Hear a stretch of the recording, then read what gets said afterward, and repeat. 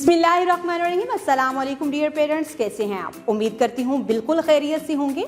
आज आपके बच्चे ने स्कूल में एक नई चीज़ सीखी है, नटखट निराले अल्फाज। ये 9 हैं।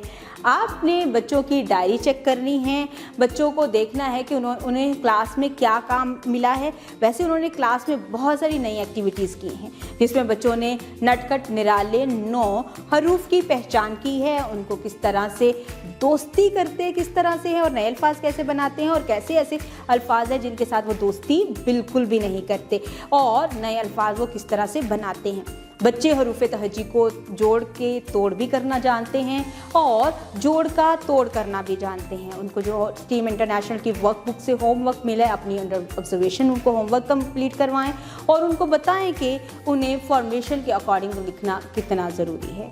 बच्चों जो भी अल्फाज नए सीखे हैं उनको रोज़मर्रा की बोलचाल में इस्तेमाल करना सिखाएं। उनके साथ जो बात करें उसमें उन अल्फाज का ज़्यादा से ज़्यादा इस्तेमाल करें ताकि बच्चे उर्दू बोलचाल को बेहतर तरीके से समझ सके। उम्मीद करती हूँ आपने इस वीडियो से बहुत कुछ सीखा होगा।